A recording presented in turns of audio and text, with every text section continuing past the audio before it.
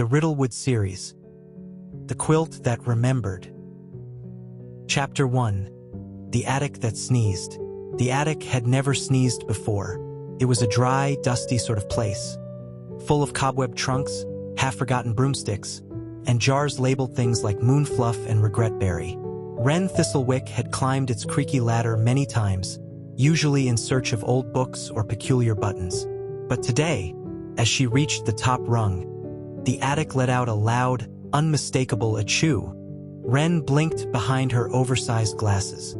"Bless you," she offered, uncertain whether she was speaking to the room or something inside it.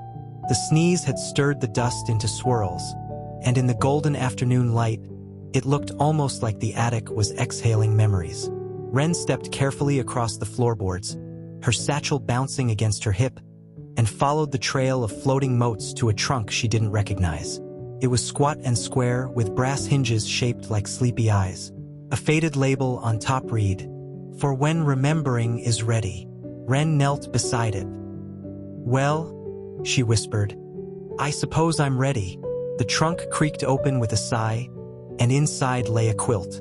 It was patchwork, stitched from dozens of mismatched fabrics. Velvet, flannel, lace, even what looked like dragon scale silk. Each square shimmered faintly, as if holding its breath. Wren reached out, and the moment her fingers brushed the cloth, the attic grew quiet. Not the usual quiet, but the kind that made her ears ring, a hush so deep it felt like the world was listening. Then the quilt began to hum. It was a low, melodic sound, like lullabies sung underwater. Wren's eyes widened as the quilt rippled, and one square, a soft green one with a stitched acorn, glowed gently. A memory spilled out, not hers, but someone else's. A squirrel in a tiny crown, sobbing beside a broken teacup. Wren gasped. "You remember things," she murmured. "Things that were forgotten." The quilt pulsed once, as if agreeing. From the shadows, Osric the owl fluttered down, his spectacles fogged from the attic sneeze. "I told you not to touch anything labeled in riddles," he grumbled, landing on a stack of books that promptly collapsed beneath him. Wren held up the quilt. "It remembers. I think it's trying to show me something." Osric peered at the glowing patch. "That squirrel looks familiar. Didn't he once try to crown a mushroom?" "Twice," Wren said. "But this looks sadder, like something went wrong." Gramma Thistlewick's voice floated up from below. "If the attic's sneezing, it means something's been disturbed. Be gentle, Wren. Some memories are shy." Wren folded the quilt carefully and tucked it into her satchel. It was heavier than it looked, like it carried stories waiting to be heard. As she climbed down the ladder, the attic gave one last satisfied sniff. And somewhere deep in the whispering thicket, a squirrel with a crown paused midnut and whispered, "She's coming." Chapter 2. The Squirrel with No Story. The squirrel was wearing a crown made of dandelions and disappointment. Wren spotted him just beyond the whispering thicket's edge, pacing atop a mossy log with the urgency of someone who'd misplaced something very important, like his name or his purpose, or perhaps both. His tiny paws gestured wildly as he muttered to a bewildered mushroom. "I was a hero once," he declared. "Or a villain. Or a pastry chef? Blast it, I can't remember." Wren stepped closer, the quilt folded neatly in her satchel. "Excuse me," she said gently. "Are you looking for something?" The squirrel turned, eyes wide beneath his leafy crown. "I'm looking for myself," he said, "but I seem to have misplaced me." Osric landed beside Wren with a skeptical hoot. "Ah, one of those days." Wren knelt. "I think I might have something that can help." She unfolded the quilt, revealing the glowing green patch with the stitched acorn. It pulsed softly, like a heartbeat waiting to be heard. The squirrel gasped. "That's mine, I think. Maybe. It smells like my childhood and cinnamon." Wren placed the quilt gently on the log. The patch shimmered, and a memory bloomed into the air like a dream unfurling. The squirrel, younger and braver, standing atop a tree stump, rallying a crowd of woodland creatures with a speech about kindness and nut sharing. A teacup balanced on his tail. A mushroom bowed in admiration. Then the memory flickered and vanished. The squirrel blinked. I remember that. I was the nut marshal of the glade. I organized the Great Acorn Accord. Osric adjusted his spectacles. You also tried to outlaw pine cones for being too pointy. I was passionate, the squirrel said proudly. Then his face fell. But why did I forget? Wren touched the quilt. Some memories get buried when they're tangled with sadness. Or when someone else forgets them too. The squirrel's crown drooped. Everyone stopped listening. They said I was too dramatic, that I made up stories. Wren's heart tugged. Maybe they forgot your truth, but I can help you remember it. The quilt shimmered again, revealing a second patch. This one stitched with a tiny mushroom and a teacup. Wren smiled. Looks like your story isn't finished. The squirrel straightened his crown. Then let's finish it. I'll need a podium and snacks, possibly a fog machine. Osric groaned. Here we go. As the trio headed deeper into the thicket, the trees leaned in, curious. The quilt hummed softly in Wren's satchel, ready to remember more. And somewhere, beneath a pile of pine cones, a forgotten promise stirred. Chapter 3. The Festival of Forgotten Feelings. The fog machine was sulking again. Osric had tried everything: gentle persuasion, firm scolding, even a motivational speech involving metaphors about steam and self-worth.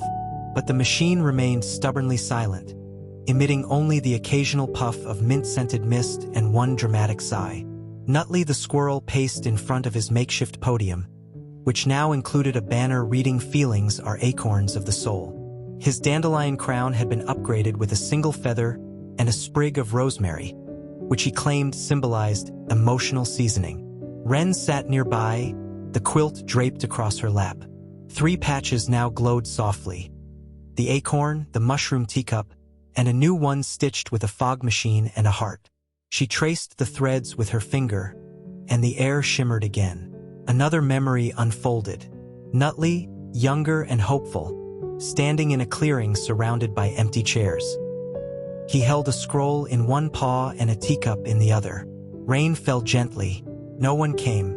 His voice cracked as he declared the festival of feelings open to all. The forest, unmoved, remained silent.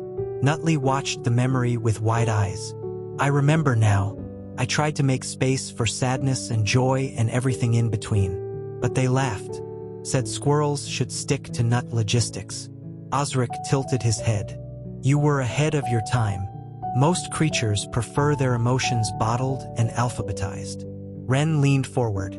But you were right to try. Feelings are messy, but they matter. The quilt pulsed warmly. The glowing patches stitched themselves together, forming a new square. A podium surrounded by creatures with tearful eyes and hopeful smiles. Nutley straightened. Then we try again. The fog machine let out a triumphant hiss. Mist curled around the clearing, soft and shimmering.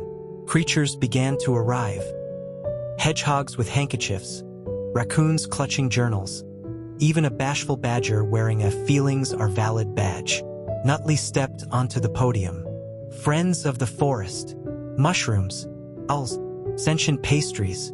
Today we remember what was forgotten. We feel what was unfelt. And we celebrate the squirrel who dared to care. The trees rustled in approval. A mushroom bowed. Osric blinked twice, which for him was practically applause. Wren watched as the quilt glowed brighter, its patches stitched not just with memory, but with healing. And somewhere deep in the thicket, a forgotten feeling exhaled, finally seen. Chapter 4. The Patch That Refused to Glow. The quilt was quiet, not silent in the usual way, like a blanket waiting politely on a shelf.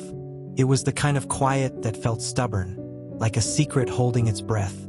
Wren had laid it out on Gramma Thistlewick's kitchen table, between a bowl of potion-dusted scones and a jar labeled "Emergency Marmalade."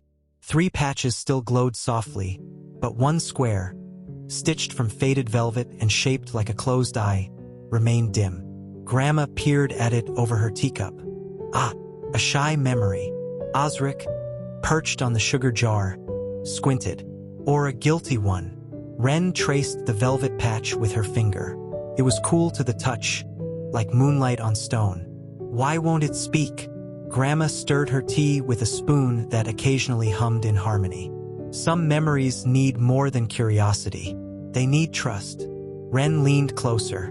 How do I earn a memory's trust? Gramma smiled. You listen to what it's not saying. The quilt twitched. Wren blinked. Did it just flinch? Osric fluffed his feathers. It's hiding something, probably something painful, or embarrassing, or both. Gramma stood and rummaged through a cupboard, returning with a small wooden box. Inside was a single crumpled photograph. A younger Gramma, standing beside a tall, serious-looking woman with a crooked smile and a satchel full of glowing herbs.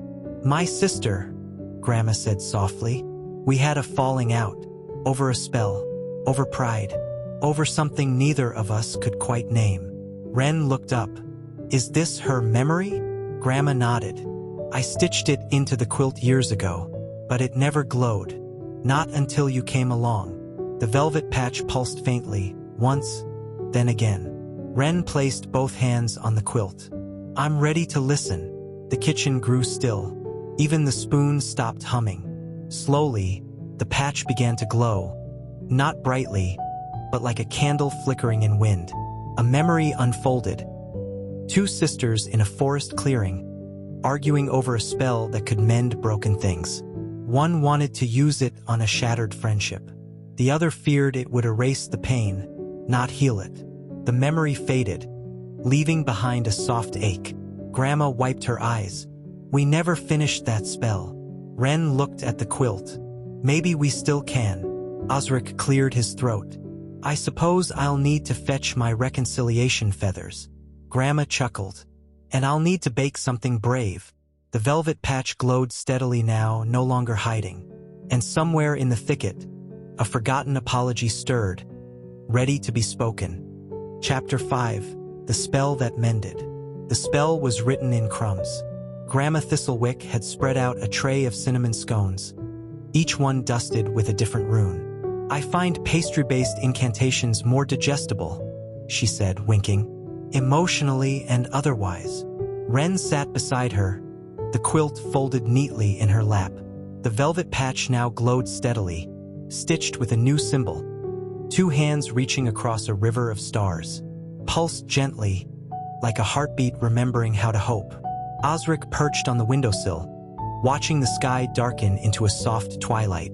If this spell works, he muttered, I expect a reconciliation tart. Minimum. Gramma chuckled. You'll get a whole pie if my sister shows up. Wren laid the quilt across the table. We're ready. Gramma nodded.